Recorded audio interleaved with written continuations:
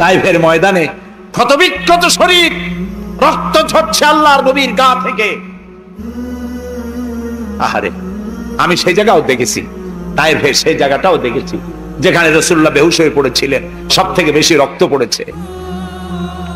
রাসূলুল্লাহ যখন হুশ আসতেন, বেহুশ হয়ে গেছিলেন, ফেরেশতারা দাঁড়ায় কাঁদতেছে আর বলছে, ইয়া রাসূলুল্লাহ, আপনার এই করুণ অবস্থা দেখে আকাশের ফেরেশতারা কাঁদতেছে, আমি সহ্য করতে পারছি না। জিবরাইল বলছেন, আমি হুকুম চাই, আপনি আমাকে হুকুম দেন, দুটা পাহাড় মিলায় দিয়া সব কাফের পিছে শেষ করে দিন। আল্লাহর নবী বলেন, জিবরাইল, আমি যদি হুকুম করি, আমার হুকুমে যদি দুই পাহাড় দিয়া মানবগুলিকে সব যদি পিছে মেরে ফেলে দাও, একটা কাফেরও যদি না বাঁচে, তাহলে কার কানে আমি পৌঁছাবো লা ইলাহা ইল্লাল্লাহু মুহাম্মাদুর রাসূলুল্লাহ। নবী করিম সাল্লাল্লাহু আলাইহি ওয়াসাল্লাম বসে আছেন, গা দিয়ে রক্ত ঝরছে। এই অবস্থা দেখে তাইফের এক লোক দৌড়াইয়া তার বাগানে চলে গেল, আঙ্গুর বাগান, বুখারীর হাদিস। আঙ্গুর বাগান থেকে এক গ্লাস আঙ্গুরের রস নিয়ে এসে রাসূলের হাতে দিলেন। 3 দিনের না খাওয়া রাসূল, 3 দিন ক্ষুধার্ত, তৃষ্ণার্ত, ক্ষতবিক্ষত, জর্জরিত, নিষ্পেষিত, নির্যাতিত। এক গ্লাস শরবত হাতে পেয়ে বিসমিল্লাহ বলে শরবতটা পান করলেন। জিজ্ঞেস করলেন, তোমার নাম না আত্তাস? তিনি বললেন, হ্যাঁ, আমার নাম আত্তাস। তোমার বাড়ি হযরত ইউনূস আলাইহিস সালামের গ্রামে? তিনি বললেন, হ্যাঁ। তো আপনি কি করে জানলেন আমার নাম আত্তাস আর আমার বাড়ি ইউনূস আলাইহিস সালামের গ্রামে? নবী করিম সাল্লাল্লাহু আলাইহি ওয়াসাল্লাম বললেন, আত্তাস, ইউনূস আলাইহিস সালাম নবী আর আমিও নবী, এক নবীর খবর আরেক নবীর কাছে থাকে। এক গ্লাস শরবত পান করে দুহাত উঁচু করলেন, নবীর চোখ থেকে দরদর করে পানি পড়ছে।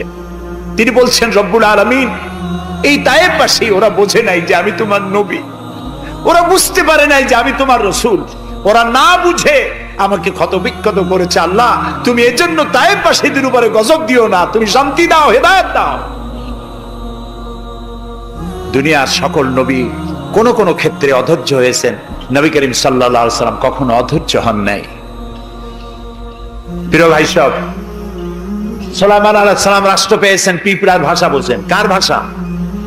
পিঁপড়ার রাজা আছে না, চেনেন পিঁপড়ার রাজা? মাঝে মধ্যে পরিচয় করেন পিঁপড়ার রাজা কারা। মাথাটা মোটা, পিঁপড়ার রাজা আমরাও বলি। পিঁপড়ার রাজাকে হাতে নিয়েছেন, ডান হাতে। সূরা আন-নামলে আল্লাহ তাআলা বলছেন, পিঁপড়া কথা বলতেছে, পিঁপড়া বলছে তার দলবলকে, সুলাইমান আলাইহিস সালাম আসতেছে, তার সৈন্য সামন্ত নিয়ে, পায়ের তলায় পিষ্ট হয়ে মরে যাবি, সব করতে লুকা। তিনি পিঁপড়া হাতে নিয়ে কথা বলতেছিলেন পিঁপড়ার সাথে। সুলাইমান আলাইহিস সালাম কথা বলছেন পিঁপড়ার সাথে। এখন পিঁপড়ার ভাষা আমি বুঝি, এতে একটা অহংবোধ সৃষ্টি হতে পারে। পিঁপড়ারও ভাষা আমি বুঝি। নবুয়তের শান দেখুন, পিঁপড়ার ভাষা বুঝতেছেন, সেখানে তিনি বিনয়ী হয়ে গেলেন আল্লাহর সামনে। তিনি বললেন, রব্বি আউজি'নি আন আশকুরা নি'মাতাকাল্লাতী আন'আমতা আলাইয়া ওয়া আলা ওয়ালিদাইয়া। আয় আল্লাহ তাআলা, তুমি আমাকে ওই পরিমাণ শুকর আদায় করার তৌফিক দাও আমাকে, যে পরিমাণ নিয়ামত তুমি আমাকে দান করেছো। ওয়া আলা ওয়ালিদাইয়া, এবং আমার মা বাবার প্রতি যতটা নিয়ামত তুমি আমাকে দিয়েছো। ওয়ান আমালা সালিহান তারদাহু, আর আমাকে এমন আমল করার তৌফিক দাও যাতে তুমি খুশি হও। ওয়াদখিলনি বিরাহমাতিকা ফি ইবাদিকাস সালিহিন, আর আল্লাহ আমাকে ইবাদে সালেহের মধ্যে শামিল করে দাও। সুবহানাল্লাহ। প্রিয় ভাই সব, আমার মূল বক্তব্য ছিল এই সব সচ্চরিত্রবান সুপার কোয়ালিটির মানুষ আল্লাহর নবীরা মার খেলেন কেন? শুধুমাত্র দাঁত মাজা, সুরমা লাগান, দাড়ি লাগান। আমি যদি আপনাদের বলি সবাই দাড়ি রাখবেন, আপনারা কি আমার মারতে আসবেন? কেন মারবেন? আমি তো খারাপ কথা কিছু বলি, এই জন্য মারামারি হয় না। মারটা হইল কেন? মার হয়েছে এই কারণে নবীরা বলেছেন, লা ইলাহা ইল্লাল্লাহ, আল্লাহ ছাড়া কোনো ইলাহা নাই, আইনদাতা নাই, বিধানদাতা নাই, একমাত্র আইনদাতা তিনি। এখন আল্লাহর আইনটা কি সেটা আমাদেরকে বুঝতে হবে, সেটার দিকে আমি আগাচ্ছি ইনশাআল্লাহ। নবী করিম সাল্লাল্লাহু আলাইহি ওয়াসাল্লাম যখন এই কালিমার দাওয়াত দিলেন, মার শুরু হয়ে গেল। যারা এতদিন বলছিল আল আমিন, কি বলছিল রসুলকে? আল আমিন, তারাই এখন নবী করিম সাল্লাল্লাহু আলাইহি সাল্লামকে পাগল বলা শুরু করলো।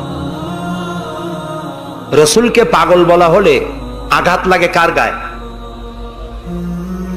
আঘাত লাগে কোথায়? আল্লাহর গায়ে বলা যাবে না, আল্লাহর অস্তিত্বে আঘাত লাগে। আল্লাহ রাব্বুল আলামিন এই কাফেরদের অপবাদের জবাবে আল্লাহ তাআলা প্রতিবাদ করলেন। তিনি বললেন, ওয়ামা সাহিবুকুম বিমাজনুন, তোমাদের সাথী পাগল নয়, তোমাদের সাথী বললেন আল্লাহ তাআলা। কেন? তোমরা তো এই লোককে হতে দেখেছো, তার শৈশব, কৈশোর, যৌবন, আর এই বয়স পর্যন্ত তোমরা তাকে চোখের সামনে দেখেছো। পাগলামির কি দেখলে তোমরা তার ভেতরে? কেন পাগল বলো? তিনি পাগল নন, তিনি শায়ের নন, তিনি জাদুকর নন, তিনি গণক নন, তিনি আমার নবী। প্রিয় ভাই সব,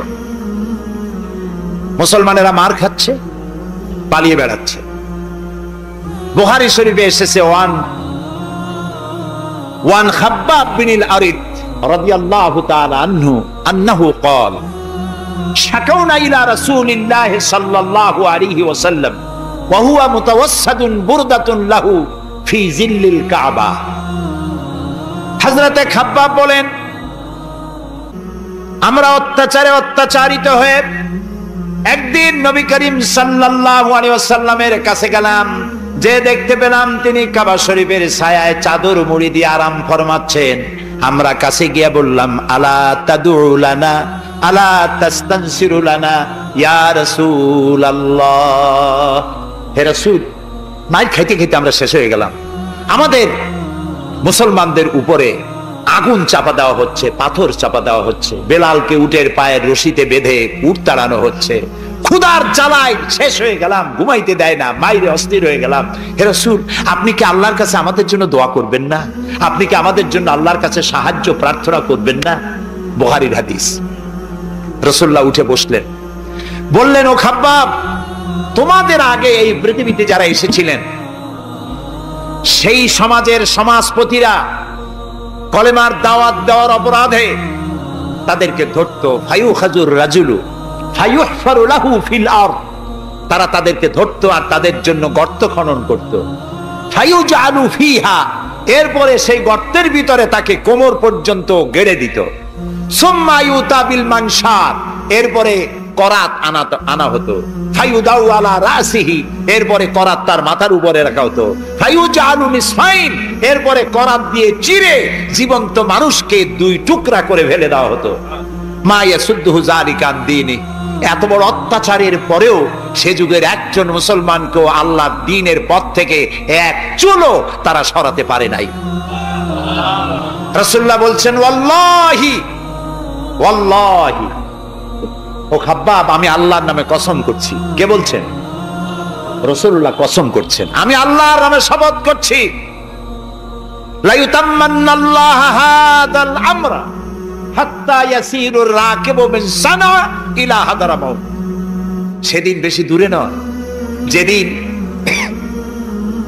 ইয়েমেনের রাজধানী সানা থেকে সুন্দরী যুবতী নারীরা তাদের যৌবনের পসরা নিয়ে, সওদাগারেরা তাদের সম্পদ নিয়ে সানা থেকে রওনা করে সহস্র মাইল পাড়ি দিয়ে সৌদি আরবের হাজরামাউত পর্যন্ত পৌঁছে যাবে রাত এবং দিনে পায়ে হেঁটে। লা ইয়াখাফু ইল্লাল্লাহ, আল্লাহ ছাড়া কোনো ভয় তাদের অন্তঃকরণে থাকবে না। আবে জিবা আলা গানামি, তবে হ্যাঁ এটা ঠিক, লা ইয়াখাফু ইল্লাল্লাহ যদি বলা হয় আর কিছু না বলা হয়, তাহলে তো বোঝা যাবে যে বাঘ এবং সিংহরও ভয় থাকবে না। নবীর কথায় কোনো ফাঁক থাকে না, আল্লাহর কথায়ও ফাঁক থাকে না, নবীর কথায়ও ফাঁক থাকে না। একজন ইলম কালাম কম যখন ওয়াজ করতে যাইতো, লক্ষ্য করতো যে সেখানে কোনো আলেম আছে নাকি। আলেম থাকলে অল্প কথা বলে শেষ করে দিত। তা আলেম আছে কিনা এটা পরীক্ষা করার জন্য বলছে যে, ভাইয়েরা, আমি আজকে একটা পাতা আর ওয়াজ করব, একটা পাতা, এবং তার ব্যাখ্যা এবং বিশ্লেষণ আমি আপনাদের সামনে আলোচনা করতে চাই। জনগণ বলেন, আমরাও শুনতেই চাই। বলুন পাতার ব্যাখ্যা কি? তিনি বলছেন এমন একটি পাতা, এটি যদি মাটিতে পড়ে বাঘ হয়ে যায়, আর যদি পানিতে পড়ে কুমির হয়ে যায়। একজন দাঁড়ায় বলল, হুজুর বুঝলাম এই পাতার ফজিলত এমন, মাটিতে পড়লে বাঘ হয়, পানিতে পড়লে কুমির হয়, কিন্তু পাতাটি যদি অর্ধেক মাটিতে অর্ধেক পানিতে পড়ে তাহলে কি হবে? উনি বুঝলেন যে এখানে তো আলেম আছে, কাজী আমার ওয়াজ এখানে শেষ করি। ও আখির দাওয়ানা আলহামদুলিল্লাহি রাব্বিল আলামিন।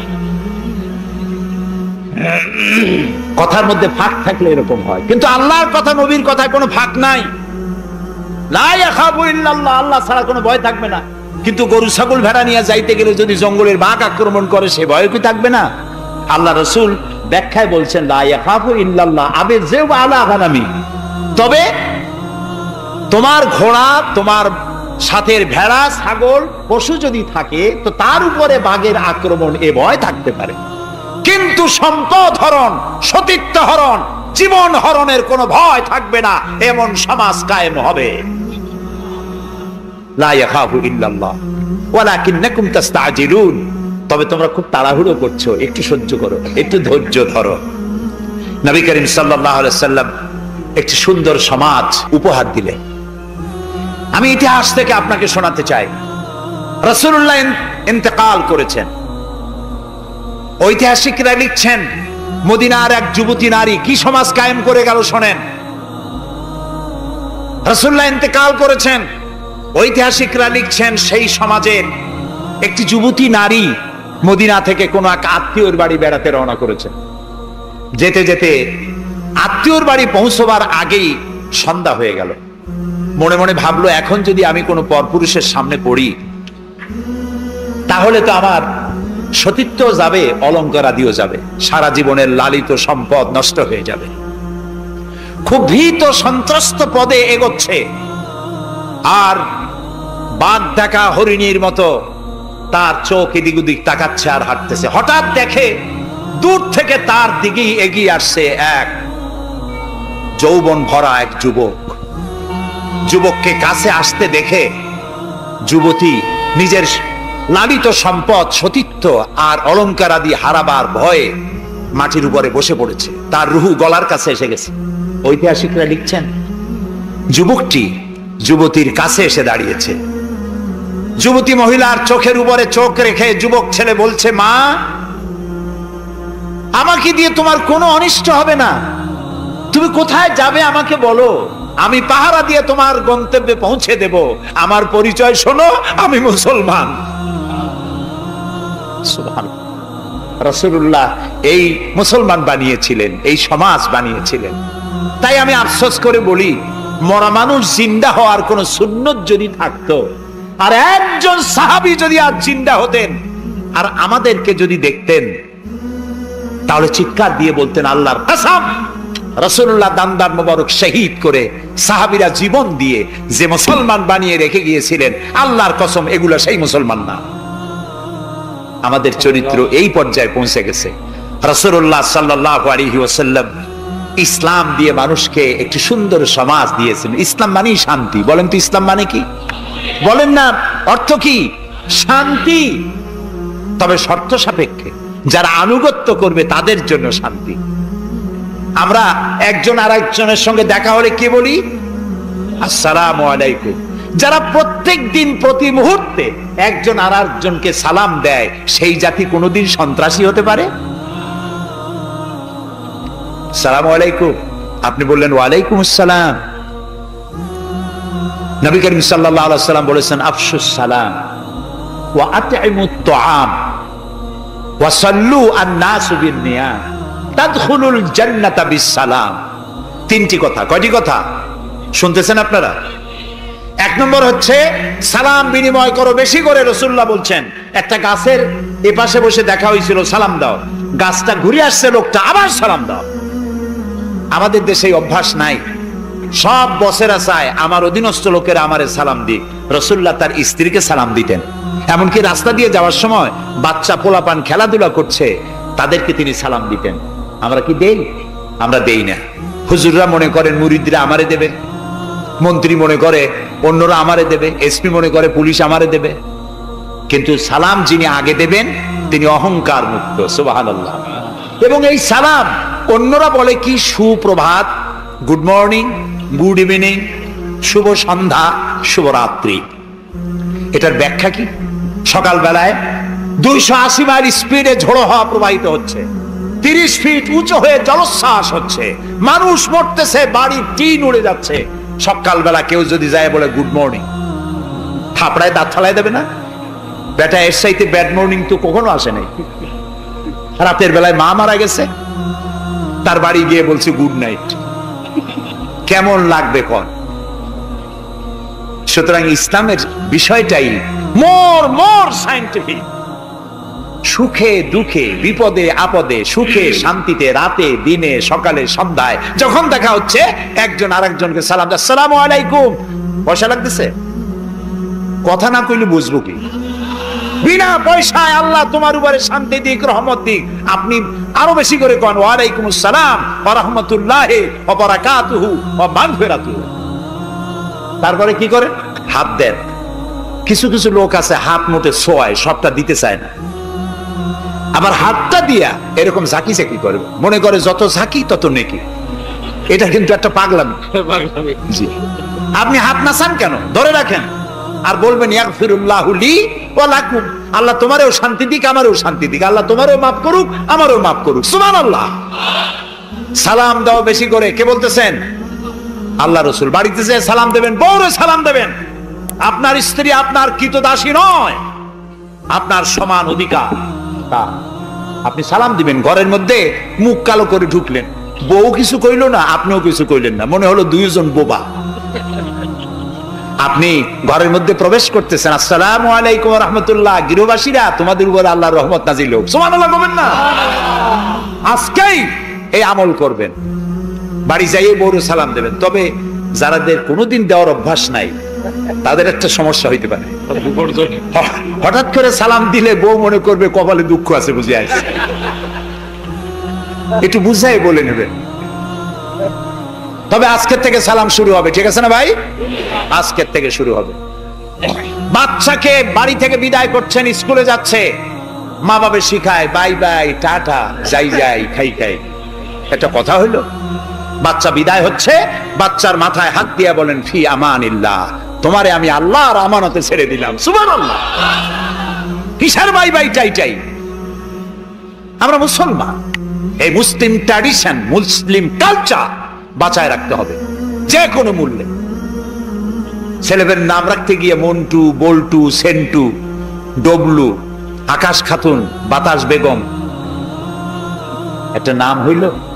আচ্ছা ভাই, আপনি লক্ষ্য করেন তো, পৃথিবীতে কোন ইতিহাস সৃষ্টিকারী মানুষ বল্টু আর মন্টু জাতীয় নাম আছে? পৃথিবীর কোন আলেম, হযরত মাওলানা বল্টু সাহেব এখন ওয়াজ করবেন? এই যে মাজার দেখতে পান, ইনি হচ্ছেন হযরত পীরে বুজুর্গ খানানে খানান সিরাজুস সালিকিন মিসবাহুল আরিফিন হযরত মাওলানা সেন্টু রহমাতুল্লাহ আলাইহির মাজার আছে? এরকম নাই। আপনি নাম যত খারাপ রাখবেন, আপনার সন্তান গুন্ডা হবে, বদমাশ হবে, চাঁদাবাজ হবে, জিনাকার হবে। নাম রাখবেন মুসলমানি নাম, ভালো ভালো নাম, আরবি নাম।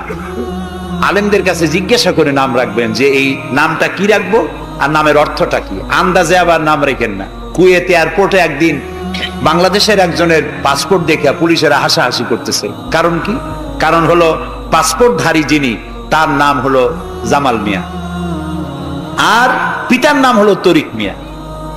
জামাল শব্দের অর্থ হচ্ছে উট, আর জামাল মিমে আলেফ দিয়ে যদি হয় তাহলে হয় সৌন্দর্য। এখন জামাল মানে উট, মিয়া মানে 100, ওর নাম 100 উট।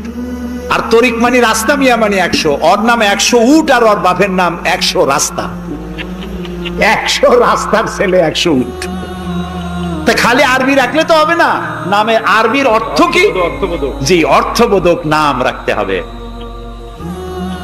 তাহলে আমি বলতেছিলাম রাসূলুল্লাহর হাদিস, প্রথমে দিবেন সালাম, আফশুস সালাম ওয়া আতইমুত তাআম, গরিব মিসকিনদেরকে দাওয়াত করে খাওয়াবেন, বন্ধু বান্ধবদের দাওয়াত দিয়ে খাওয়াবেন। খাওয়া খাওয়াইতে কিন্তু মহব্বত বাড়ে, চক্ষু লজ্জার সৃষ্টি হয়।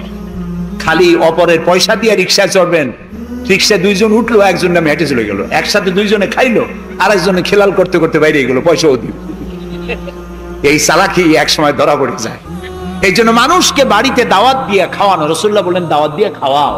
তাহাদ্দু তাহাব্বু, হাদিয়া দাও, মোহব্বত বাড়বে। কারো অসুখ হয়েছে, তার বাড়িতে একটু আঙ্গুর নিয়ে যাও, একটু কমলা নিয়ে যাও। তোমার শত্রু যদি হয়, চক্ষু লজ্জার সৃষ্টি হয়ে যাবে। কান্নাহু ওয়ালিয়ুন হামীম, দেখা যাবে সে চরম দুশমন ছিল, সে তোমার বন্ধু হয়ে গেছে। সুবহানাল্লাহ বলেন না। ওয়াসাল্লু আন-নাসু বিন-নিয়াম। আর 3 নম্বরে, মানুষ যখন ঘুমায় থাকে তখন তুমি নামাজ পড়িও। কোন সময় কোন তো? ও, তাও তো আপনারা জানেন, মধ্যরাতের পরে যখন মানুষেরা ঘুমায় থাকে তখন তুমি নামাজ পড়িও। এই রাত্রে কেন? কারণ মানুষের কাছে সব থেকে বড় ভালোবাসার সত্তাকে বলেন আল্লাহ, তারপরে আল্লাহ রাসূল। এখন যাকে ভালোবাসি তার সাথে তো প্রেম করতে হবে। প্রেম কি নোটিশ দিয়া হয়? SMS করে আজকাল হয়। কিন্তু ভালোবাসা বিজ্ঞাপন দিয়ে হয় না, মাইকিং করে হয় না। ভালোবাসা হয় কিসে কন্ত? প্রেম কিসে হয়? লজ্জা করে বলতে, করছেন তো এক সময়। গভীরে, রাতে, অন্ধকারে, একাকিত্বে ভালোবাসা হয়। তো মানুষের সবচাইতে প্রিয় হচ্ছেন আল্লাহ তাআলা, প্রিয়তম। এর থেকে প্রিয় আর মুসলমানদের জন্য কেউ হইতে পারে না। দিনের কোলাহল পূর্ণ অবস্থার ভেতর দিয়ে তুমি তার সঙ্গে আবেগময় কণ্ঠে কথা বলতে পারবা না, এটা আল্লাহ তাআলা জানেন। তাই আল্লাহ তাআলা বলেছেন ওয়াজআলনা নাহারা মাশা, দিন বানাইছি রোজগার করার জন্য, কাজ করো, বসে থাকবা না।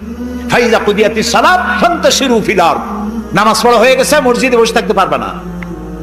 অফিসার, জোহরের নামাজে রক্ত হয়েছে, অফিস বন্ধ করে নামাজ পড়ো, জোহর পড়ো, সুন্নত পড়ো। নফল পড়তে পারবা না জোহরের সময়, তসবিহ পড়তে পারবা না, কারণ এই তসবিহ পড়ে, নফল পড়ে সময় নষ্ট করে পূর্ণ বেতন নিলে বেতন হালাল হবে না। মেডিকেল নিয়ে সুস্থ মানুষ সেল্লা দিতে যাবা, পয়সা হারাম, নেক পয়সা হবে না, হালাল পয়সা কামাই দিতে হবে। সেল্লার নাম বললাম বলে তাবলিগি ভাইরা অসন্তুষ্ট হবেন না, একটা দৃষ্টান্ত দিলাম। আমি তাবলিগি ভাইদেরকে শ্রদ্ধা করি, সম্মান করি, তারাও দ্বীনের কাজ করছে। সুতরাং মসজিদের ভেতরে আপনি নামাজ পড়ে আল্লাহ তাআলা বলছেন কি শোনেন, ফরজ, ফাইজা কুদিয়াতিস সালাত ফান্তাশিরু ফিল আরদ, নামাজ পড়া হয়ে গেছে, বেরিয়ে যাও। কোথায় যাও? দুনিয়ায় যাও, হাটে যাও, বাজারে যাও, কলেজে যাও, কারখানায় যাও, আদালতে যাও, শিক্ষা প্রতিষ্ঠানে যাও, চাষ করতে যাও। যাইয়া কি করো? আবতাগু মিন ফাদলিল্লাহ, আর আমার রিজিক, আমি যে তোমারে অনুগ্রহ করেছি, রিজিক দিয়েছি, ওই রিজিক তালাশ করে আন। সুবহানাল্লাহ।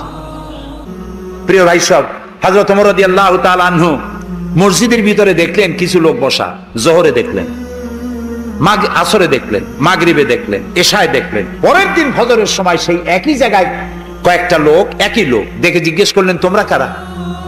বলল, নাহনু মুতাওয়াক্কিলিন, আমরা আল্লাহর উপরে ভরসা করি এবং আল্লাহর উপরে ভরসা করে এখানে জিকির আজগার করি। খাও কি? কয় যে আমাদের এই জিকির আজগার দেখে পাশের লোকেরা ভাত রাইন্দে আমাকে খাওয়ায়। রাসূলুল্লাহ বললেন, তোমরা তো মুতাওয়াক্কিলুন, তোমরা তো অন্যের উপরে নির্ভরশীল, আল্লাহর উপরে তো নির্ভরশীল তোমরা নও। শোনো, আগামীকাল এই জোহরের নামাজের পর যদি তোমাদেরকে এখানে বসা দেখি, ব্যাট মেরে মসজিদ থেকে বের করে দেব। মসজিদে নির্দিষ্ট সময় নামাজ পড়তে আসবে, বাকি সময় কাজ করতে হবে মানুষের জন্য, নিজের জন্য, জনগণের জন্য, রাষ্ট্রের জন্য। এর নাম ইসলাম। এর নাম কি? ইসলাম। বাস্তবমুখী, বৈরাগ্য নয়। আপনি দিন কায়েমের জন্য, আল্লাহর বেশি জিকির আজগার করার জন্য জঙ্গলে যাবেন, লা রাহবানিয়াতা ফিল ইসলাম, ইসলামে বৈরাগ্যবাদকে সমর্থন করে না। কথা বুঝে আসছে? সুতরাং আপনি রাত্রি বেলায়, দিনের কোলাহলপূর্ণ সময়, আপনি আল্লাহর সাথে প্রেম করতে সময় পাচ্ছেন না। আল্লাহ তাআলা বলছেন ওয়াজআলনাল লাইলা লিবাসা ওয়াজআলনা নাওমাকুম সুবাতা, রাত্রে বানাইছি, রাত্রিকে বানাইছি শান্তির আচ্ছাদন। সুবহানাল্লাহ বলবেন না? রাত হলো শান্তির আচ্ছাদন, তীর্যক রৌদ্রের তীব্র প্রখারকে বন্ধ করে দিয়ে রাতের একটি অন্ধকারের চাদর দিয়ে, কালো চাদর দিয়ে পৃথিবীটাকে ঢেকে দিলাম।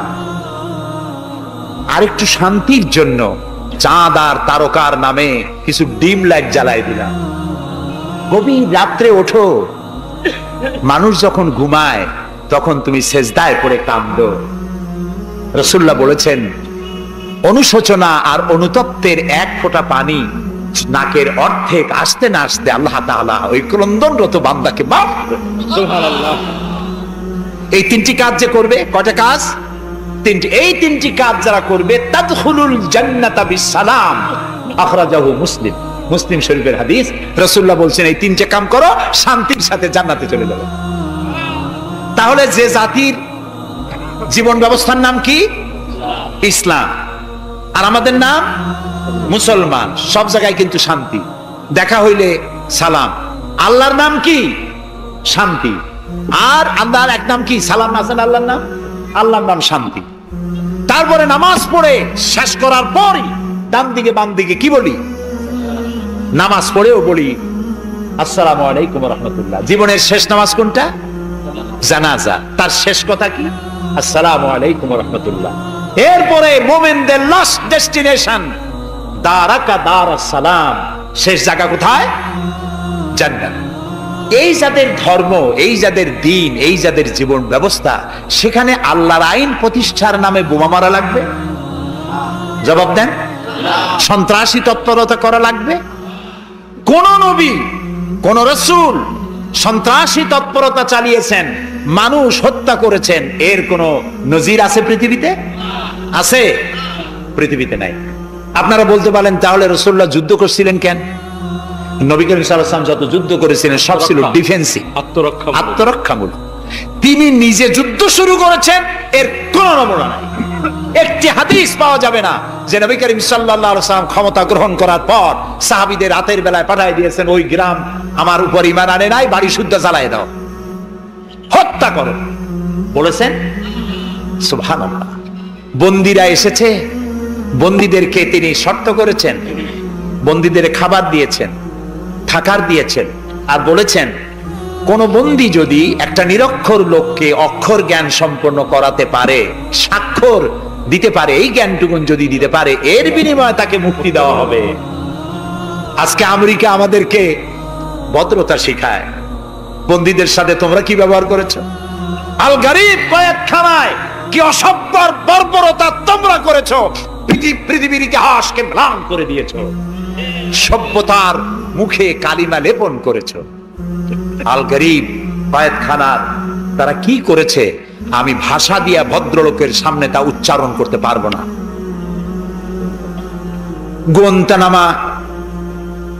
গোয়েন্তানামা বেতে, যেটা পৃথিবীর নরক বলা যায়, পৃথিবীর জাহান্নাম, মুসলমান কয়েদিদের সামনে কোরআন শরীফ খুলে কোরআনের উপরে পেশাব করেছে তারা। একজন মুসলমান হাত পা বাঁধা, তার সামনে কোরআনে পেশাব করলে তার অবস্থাটা কি হয়? সে তো আত্মহত্যা করতে চায়, তখন আমার জীবন চলে যাক, কোরআনের অমর্যাদা তো সহ্য করা যায় না।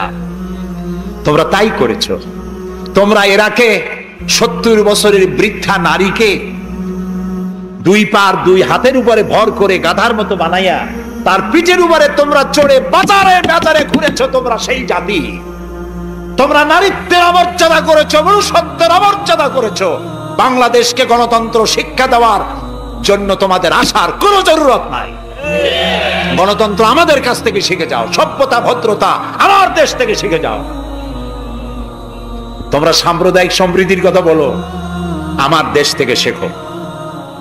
আমার দেশের হিন্দুরা রোজার মাসে মসজিদের পাশে যত মণ্ডপ ছিল, মাগরিবের আজানের সময় কেউ ঢোল বাজায় নাই, মাইক বাজায় নাই, ঠিক না? আমার দেশের মুসলমানেরা তাদের সারা দিন রোজা রেখে তাদের গান বাজনা চিৎকারে গান অস্থির হয়েছে, কিন্তু কেউ যে বলে নাই যে ঢোল বাজাইতে পারবা না, গান গাইতে পারবা না, বলেছে কেউ? সাম্প্রদায়িক সম্প্রীতি এখানে তোমরা খুঁজে বেড়াও যেখানে সম্প্রীতি নাই। কোথায় সাম্প্রদায়িক সম্প্রীতি নাই? সব জায়গায় সাম্প্রদায়িক সম্প্রীতি। সব থেকে পৃথিবীর মধ্যে বাংলাদেশে সাম্প্রদায়িক সম্প্রীতি সব থেকে বেশি। দেশের বদনাম বিদেশে গিয়ে এত বলে মানুষ, চিন্তা করতেও কষ্ট হয়। এখন ধোঁয়া তুলেছে দ্রব্য মূল্যের জ্বালায় বাংলাদেশ নাকি শেষ। আচ্ছা ভাইরা, দ্রব্য মূল্য পৃথিবীতে কোথায় না বেড়েছে? তবে আমাকে বলতে হবে, দ্রব্য মূল্যের বাড়ার কারণে বরিশালে না খাইয়া মরছে কয়জন? আমি আপনার কাছে হিসাব চাই, বলেন। মরেছে একজনও? বাংলাদেশে মরছে একজনও? দ্রব্য মূল্য বাড়তে পারে, কিন্তু ক্রয় ক্ষমতাও তো বেড়েছে মানুষের, আলহামদুলিল্লাহ বলেন। আমি তো সেদিন আমার পিরোজপুরে দেখলাম এক রিক্সাওয়ালা, তার বাড়িতে শামিয়ানা টানানো। আমি জিজ্ঞেস করলাম, এই বাড়িতে কি বিয়ে নাকি? বললো যে একটা রিক্সাওয়ালা অমুক, তারা চিনলাম, তার বাড়িতে বিয়া। সে বিবাহের জন্য পাড়েরহাট বাজার থেকে, ডেকোরেটর থেকে চেয়ার ভাড়া করে এনেছে, শামিয়ানা এনেছে, সেজন্য ধার কর্য করতে হয়নি, সে পয়সা পেয়েছে, তার কাছে পয়সা আছে। বিজিডি, বিজিএফ, তারপরে বৃদ্ধ ভাতা, বয়স্ক ভাতা, এরপরে মুক্তিযোদ্ধা ভাতা, উপবৃত্তি, টিআর, কাবিখা, বিভিন্ন রকমের বিভিন্ন পদ্ধতিতে মানুষের দুয়ারে ক্রয় ক্ষমতার জন্য সরকার টাকা পৌঁছে দিয়েছে। যদি 4-5 বছর আগে সে কত পাইতো আর এখন কত পায়? সেটাই কথা। 1 টাকা যখন চাউলের সেট ছিল তখন মানুষ না খেয়ে মরতো, এখন 20-22 টাকা, তা তো না খেয়ে মরছে না। আলহামদুলিল্লাহ বলে, আলহামদুলিল্লাহ বলে। সুতরাং এই সব বাজে কথা বলে মানুষকে বিভ্রান্ত করার কোনো সুযোগ নাই। যাক, এটা আমার পয়েন্ট না। আমার পয়েন্ট ছিল আল্লাহর আইন প্রতিষ্ঠার জন্য বোমা মারা, সন্ত্রাসী তৎপরতার কোনো সুযোগ নাই। আজকে যারা বোমা মারতেছে, এই যে ঝালকাঠি মারলো না, কয়জন মারছে? 2 জন। যেটা মারলো এইখানে বসে তারে পুলিশে ইন্ট্রোগেশন করতেছিল। ইন্ট্রোগেট করার সময় তারে জিজ্ঞেস করলো, তুমি মারলা কেন? কয় যে আমি আল্লাহর আইন প্রতিষ্ঠা করতে চাই, সে আল্লাহর আইনের বিরুদ্ধে অবস্থান নিয়েছে, বিচার করে, সেই জন্য তারে মারছি। আচ্ছা, বিচারকরা কি আইন তৈরি করে? জবাব না দিলে বুঝবো কি আমি? আপনারা সবাই শিক্ষিত, সিটি কর্পোরেশনের লোক, জবাব দিবেন ঠাস ঠাস করে পুলিশের মতো। বিচারকরা আইন বানায়, তৈরি করা আইনের উপরে তারা ডিসিশন দেন। এই যে আইনজীবী 2 জন 2 পাশে আমার বসে আছে, ওনরা যে পার্লামেন্টের মেম্বার, আদালতে এই জন্য এমপি কে দেখাই দেয়। জি, তো এই যে 2 জন আইনজীবী বসে আছেন আমার পাশে, ওনরা প্রতিষ্ঠিত আইনের উপরে ওনরা আর্গুমেন্ট করেন। আমার দেশে যত আইন আছে, সিভিল ল যেটা, সেখানে তো ইসলামী আইন আছে, আছে না বললেন কেন? আন্দাজে সিভিল ল এর মধ্যে আছে, ক্রিমিনাল ল এর মধ্যে কিছুটা নাই, কিন্তু সিভিল ল এর মধ্যে আছে। মুসলিম পারিবারিক আইন, এটা তো আছেই। সুতরাং বিচারক মারা, আইনজীবী মারা। এরপর বললো, আচ্ছা তুমি যদি এখন মরো, কয় যে আমি তো শহীদ হয়ে যাবো। আরে উল্লুক, তুমি শহীদ হবা কেমনে? তুমি তো মানুষ খুন করে আসছে, তোর তো জাহান্নামে যাওয়া লাগবে। চট্টগ্রামে যে মারলো, বোমা মারতে গিয়ে 2টা হাত গেছে, 2টা পা চলে গেছে। তারপরে তাকে হসপিটালে নেওয়া হয়েছে, পানি চাইছে, এক নার্স পানি দিয়েছে বাম হাত দিয়ে। সে কয় যে বাম হাতে পানি খাবো না। তুই মুসলমান? কয় যে নার্স বলছে আমি মুসলমান। বাম হাত দিয়ে পানি দিলা কেন? আমি তো মুসলমান, ডান হাত দিয়ে পানি দাও। আমি শুনিয়া পরে এক বক্তৃতা বললাম, আসছে মানুষ খুন করিয়া, ও এখন বাম হাত আর ডাইন হাত তালাশ করে। একজনের নাকি মোষ ছিল খুব বড়, আছে না এরকম কিছু মোষওয়ালা, বড় মোষ, ঠোঁট ঠোঁট ঢাকা। কিছু কবি, বুদ্ধিজীবী, এরা কোন রকম বুদ্ধিজীবী হইতে চাইলে এরকম একটু মোষ টোষ বড় থাকা লাগে, চুল টুল 5-6 মাস কামায় না, এরকম একটা অবস্থা। আর মাথাটা ইন্টারন্যাশনাল এয়ারপোর্ট, চুল টুল নাই, স্টেডিয়ামের মতো, চতুর্দিকে কিছু দর্শক আছে, মাঝখানে খালি। তো এইরকমের একজন মোষওয়ালা, ঘন মোষ, এত বেশি মোষ যে টর্চ মারিয়াও বোঝা যায় না যে লোকটা হাসে না কান্দে।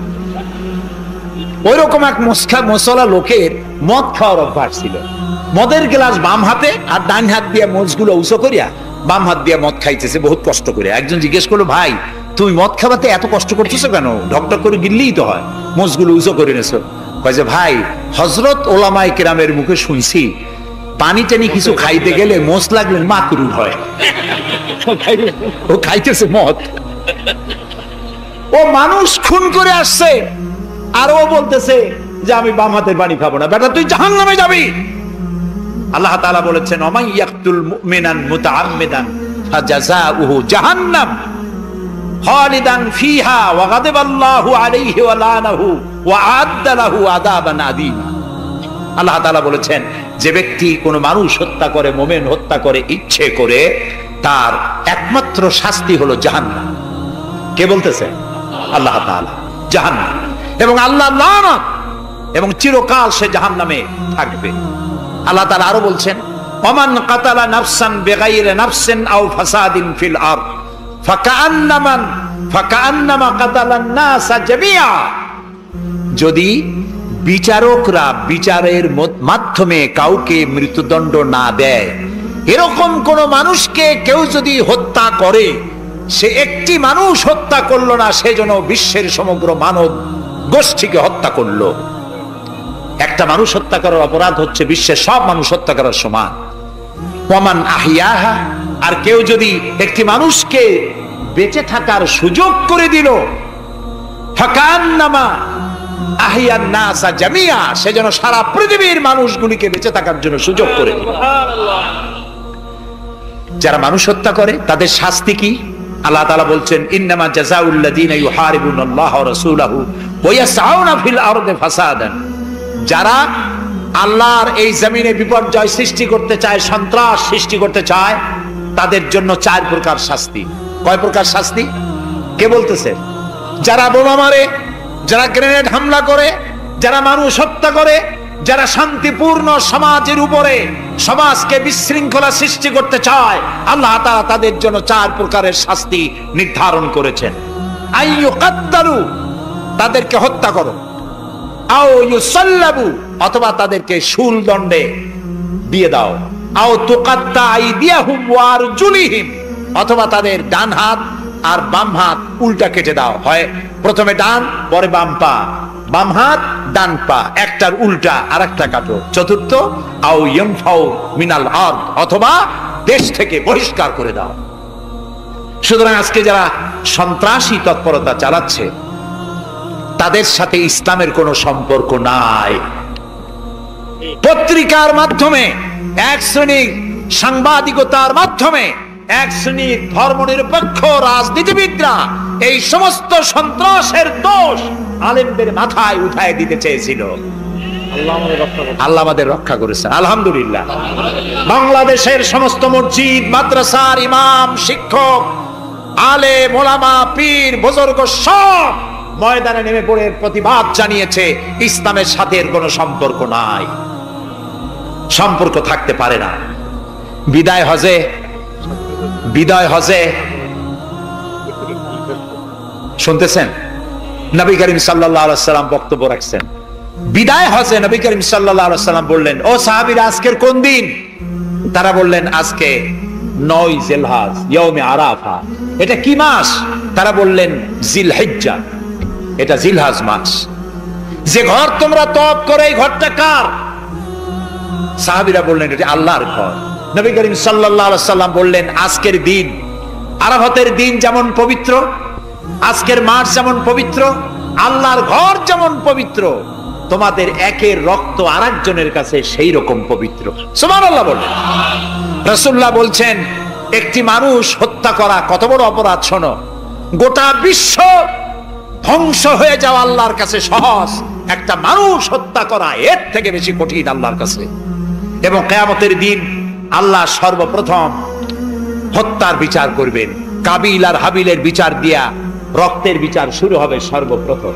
সুতরাং হত্যা করা সন্ত্রাসবাদীদেরকে আপনারা ধরিয়ে দেবেন। জেএমবি নামে, জিহাদের নামে যারা কলঙ্ক সৃষ্টি করেছে ইসলামের, তাদের ব্যাপারে কোনো ছাড় দেওয়া যাবে না। সুইসাইড করা, এইভাবে আত্মঘাতী বোমা ছেড়ে দিয়ে যারা মৃত্যুবরণ করে, তাদের ব্যাপারে আল্লাহ তাআলা বলেছেন, ওয়ালা তাকতুলু আনফুসাকুম, তোমরা আত্মহত্যা করো না। আত্মহত্যা করা হারাম। আত্মহত্যা করা কি? আত্মহত্যাকারীদের জানাজা নাই, গোসল নাই, কাফন নাই, জানাজা নাই। আত্মহত্যা যারা করবে, কিয়ামতের দিন আল্লাহর জান্নাত হারাম, চিরকাল জাহান্নামে থাকতে হবে। অস্ত্র দিয়ে আত্মহত্যা করবে, সেই অস্ত্র দিয়ে নাকি বিচার হবে? জি, যে অস্ত্র দিয়ে আত্মহত্যা, আপনি তো হাদিসও জানেন। রাসূলুল্লাহ বলেছেন যেটা দিয়ে সে নিজেকে হত্যা করবে, ওই অস্ত্র দিয়ে তাকেও সে নিজেকে নিজে ওইটা দিয়ে আত্মহত্যা করতেই থাকবে কিয়ামতের দিন। বলেন নাউযুবিল্লাহ। প্রিয় ভাই সব, আমি ইসলাম আপনাদের সামনে বুঝাচ্ছিলাম।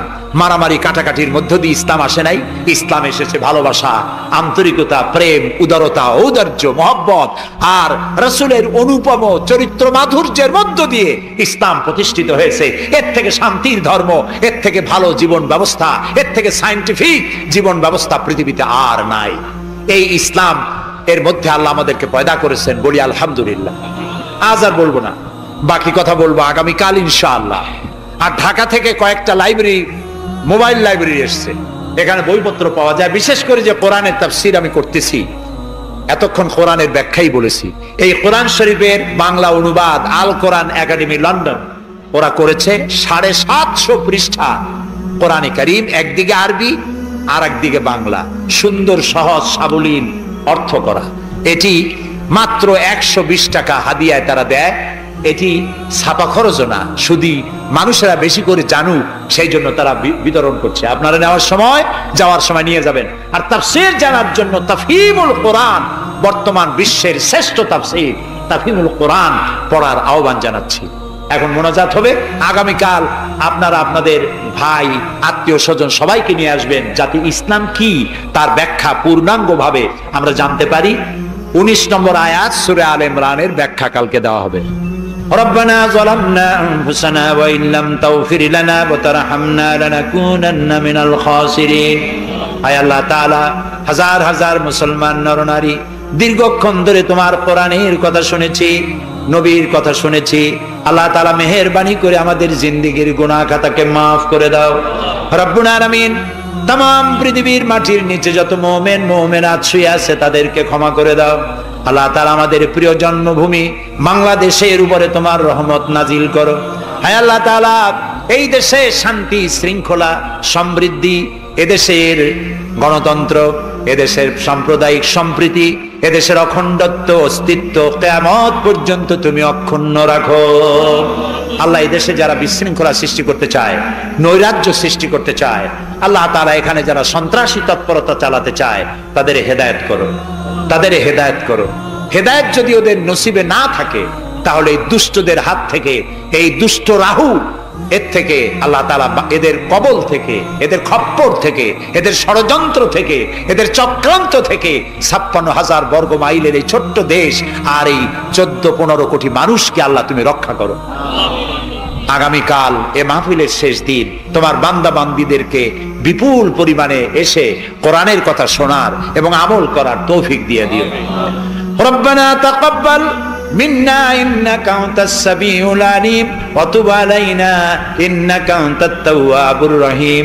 সুবহানা রাব্বিকা রাব্বিল ইজ্জাতি আম্মা ইয়াসিফুন ওয়া সালামুন আলাল মুরসালিন আলহামদুলিল্লাহি রাব্বিল আলামিন। ওয়াজআল আখিরা কালামিনা ইনদাল মাউত লা ইলাহা ইল্লাল্লাহু মুহাম্মাদুর রাসূলুল্লাহ। আসসালামু আলাইকুম ওয়া রাহমাতুল্লাহ।